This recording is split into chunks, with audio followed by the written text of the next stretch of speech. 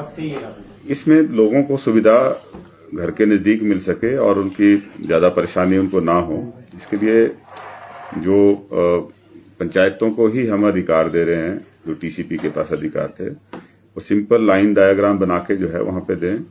और इसका मकसद यही है कि हम सुनियोजित विकास की तरफ आगे बढ़ें, क्योंकि हिमाचल प्रदेश जो है वो डिजास्टर प्रोन एरिया है। बीच बीच में नेचुरल डिजास्टर्स आते रहते हैं, लगभग हर साल ही हमें आपदाओं का सामना करना पड़ता है, जिसमें जान माल की भारी नुकसान जो है वो होता है। तो उसको हम कम कर सकें या बिल्कुल मतलब जो है पूरी तरह से सुरक्षित जो है हम अपने लोगों की संपत्ति और उनकी जान को बचा सकें, इसकी तरफ हम आगे बढ़ रहे हैं। और इसके लिए जो है पंचायतों की भी सहभागिता जो है वो सुनिश्चित करने की कोशिश हो रही है। तो सर कितने मंजिल तक का कुछ इसमें क्राइटेरिया रखा गया है कि जो निर्माण कार्य होगा उसको कैटेगराइज किया जाएगा, या फिर उनको टेक्निकल असिस्टेंस कैसे मिलेगी सर पंचायतों को? टेक्निकल असिस्टेंट, वहाँ टेक्निकल असिस्टेंट हैं। अभी ये इनिशियल स्टेज है। जो बड़े स्ट्रक्चर हैं उसको ऑलरेडी पूरे प्रदेश के अंदर जो है नोटिफाई कर दिया है कि वो डायरेक्टली टीसीपी के पास आएंगे। 600 स्क्वायर मीटर से ऊपर की जितनी भी कंस्ट्रक्शन होगी, बिल्टअप एरिया होगा, वो तो टीसीपी ही देखेगा। और अगर कोई 1000 स्क्वायर मीटर का प्लॉट खरीदता है, इसमें जो जिनके पास पैतृक संपत्ति है उनको एग्जम्प्ट किया है, लेकिन जो अगर कोई नई परचेज होती है जिसमें प्लॉट एरिया जो है 1000 स्क्वायर मीटर या उससे ज़्यादा है, तो वो भी टीसीपी के दायरे में आएंगे। और जिनके पास एंसेस्ट्रल प्रॉपर्टी है उसमें भी अगर 1000 स्क्वायर मीटर से ज़्यादा का एरिया जो है वो कंस्ट्रक्शन में लाते हैं, तो वो भी टीसीपी का गाइडलाइन जो हमको फॉलो करनी पड़ेगी। कब से तैयारी कर रहा है विभाग? ये शीघ्र अतिशीघ्र जितना हमारी कोशिश है कि उसको जल्दी से जल्दी लागू किया जाए, ताकि लोगों की जान माल की जो है रक्षा की जा सके। ये फैसला आपदा को देखते लिया गया है, जो 2023 और 25 के जैसे उदाहरण है? स्वाभाविक है। वैसे हम लोग बहुत पीछे हैं।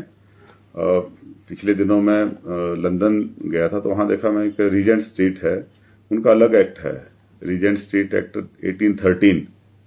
1813 का। एक पर्टिकुलरली एक स्ट्रीट को रेगुलेट करने के लिए, वहां पे कंस्ट्रक्शन रेगुलेट हो सके, उसको स्ट्रक्चरली सेफ बनाया जा सके और हर तरह की सुविधाएं जो है सुनिश्चित की जाए, तो 1813 में उन्होंने बना दिया।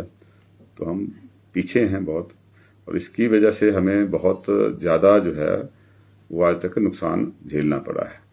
उस नुकसान को कैसे कम करना है, इसकी तरफ कदम उठाए गए। सर, जयराम जी ने कल बात कही है कि जो जीएसटी अब लागू होना है, नए जो दरें लागू होनी है, उससे फायदा होगा सभी को ही और महंगाई कम होगी, और आपका क्या मानना है? निश्चित तौर पे जीएसटी के जो सुधार हैं, जीएसटी जो स्ट्रक्चरल रेगुलेशन की है, इसमें लोगों को फायदा मिलेगा। लेकिन कांग्रेस पार्टी और हमारे नेता राहुल गांधी जी इसको शुरू से इसका विरोध कर रहे थे। वो तो इसको गब्बर सिंह टैक्स बोलते थे कि इस गब्बर सिंह टैक्स को जो है वो इसका सरलीकरण किया जाए, इसके स्लैब्स कम किए जाएं। और अगर उसका भाजपा आज की डेट में श्रेय लेने की कोशिश करती है, तो जो एक्स्ट्रा लोगों का शोषण किया है उसके लिए वो माफी भी मांगे। तो दोनों चीजें नहीं हो सकती कि आप 17 से 25 तक जो है वो विपक्ष की मांग को पूरी तरह से अनसुना करते रहे, और अब जो है उसका श्रेय लेने के लिए जो है पूरा प्रचार तंत्र जो है अपने उस पर लगा रखा है। तो अगर आप श्रेय लेते हैं तो उसकी जिम्मेवारी भी लो, जो आपने हायर टैक्स की वजह से लोगों का शोषण किया है। सर, कंगना रनौत हिमाचल दौरे पर उन्होंने एक बयान दिया राहुल गांधी को लेकर कि वो देश को शर्मसार करने वाला बयान देते हैं, नेपाल का मॉडल यहाँ पर इम्प्लीमेंट करना चाहते हैं। इस बयान को आप किस तरह से देखते हैं? कंगना रनौत जी का बयान का क्या जवाब दें इसमें? उनको शायद जो है इसीलिए भाजपा और आरएसएस के जो लोग हैं उनको उनसे जो है अपनी बात कहलाते हैं, है ना। इससे ज़्यादा मैं कुछ नहीं बोलना चाहूँगा। बाकी गांधी परिवार जो है वो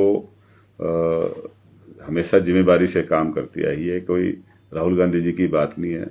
आज़ादी से पहले जवाहरलाल नेहरू जी, मोतीलाल नेहरू जी वो स्वतंत्रता सेनानी थे, है ना। कई सालों तक जो है जेलों में रहे। तो ये तो उनकी देशभक्ति के ऊपर भी प्रश्न उठाते हैं, तो इनको तो क्या कहें।